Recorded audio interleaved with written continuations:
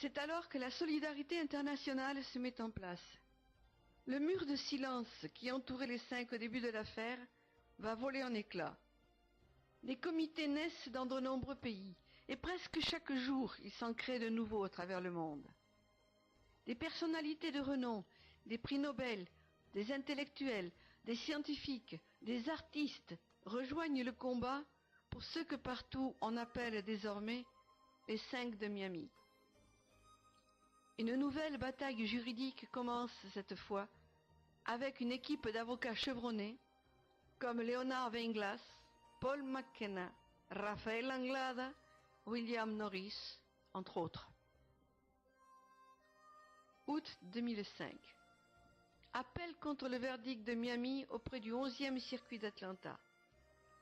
Les 3 juges désignés décident à l'unanimité d'annuler les peines contre les 5. Le parquet fait appel. Août 2006. La cour plénière d'Atlanta confirme les condamnations et renvoie l'affaire devant les 3 premiers juges afin d'examiner un nouvel appel. 5 juin 2008. Confirmation des condamnations par 2 voix contre 1. Mais les sentences de Ramon, de Tony et de Fernando devront être revues à la baisse. 15 juin 2009, la Cour suprême des États-Unis, saisie en janvier, décide de refuser d'examiner le cas des 5, et ce, à la demande expresse du gouvernement d'Obama. Fin 2009, les sentences de Ramon, d'Antonio et de Fernando sont réexaminées à Miami par la même juge qu'en 2001, John Lennard, et avec le même procureur, Caroline Eck Miller. Finalement, les perpétuités contre Ramon et Antonio sont ramenées respectivement à 30 ans de prison pour l'un et 21 ans et 10 mois pour l'autre.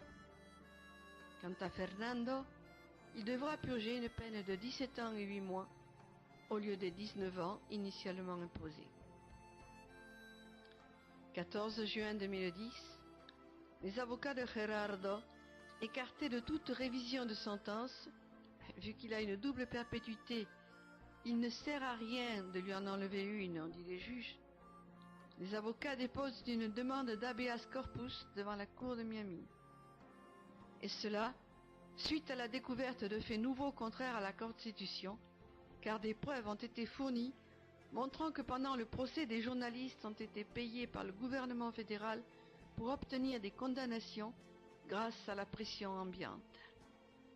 Si la requête est acceptée, elle sera étudiée dans un délai de 6 mois.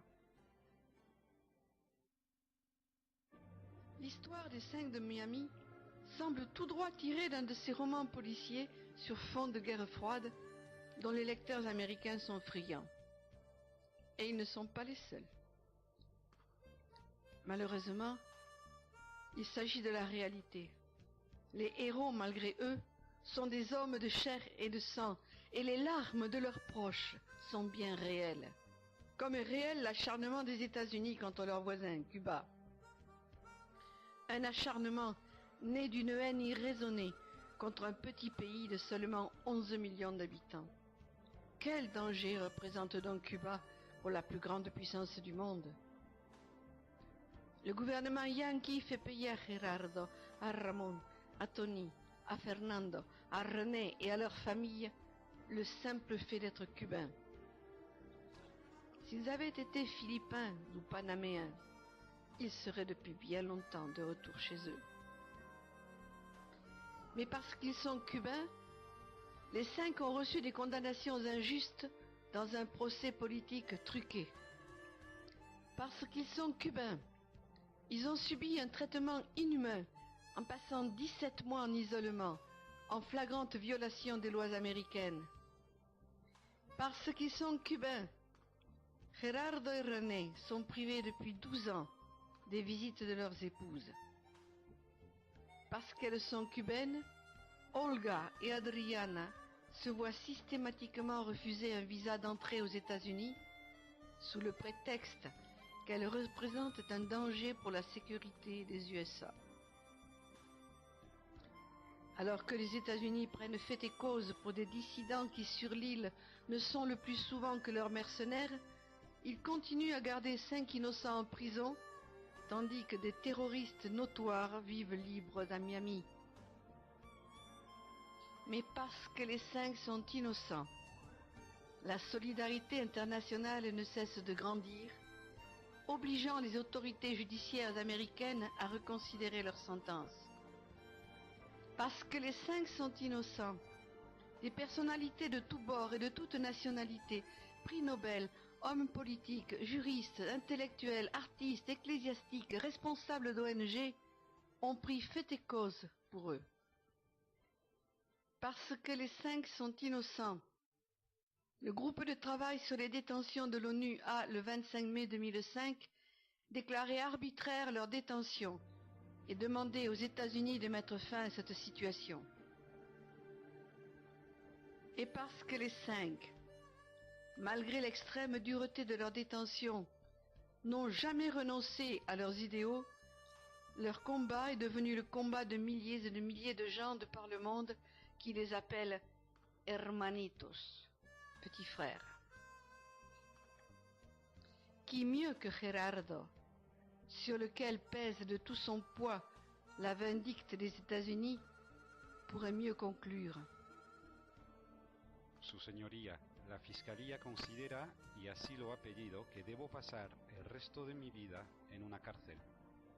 Confío en que, si no es en este, en algún otro nivel del sistema, la razón y la justicia prevalecerán por encima de los prejuicios políticos y los deseos de venganza, y se comprenderá que no hemos hecho ningún daño a este país que merezca semejante condena. Pero si así no fuera, me permitiría repetir las palabras de uno de los más grandes patriotas de esta nación, Nathan Hale, cuando dijo: «Solo lamento no tener más que una vida para entregar por mi patria». Demain, bientôt, más temprano que tarde, tôt ou tard, nous les ramènerons à la maison. A slow conversation, depending on the mail. A slow conversation, waiting on a letter from jail. A strong determination to keep the spirits high, while family relations and years are slipping by. Free the fire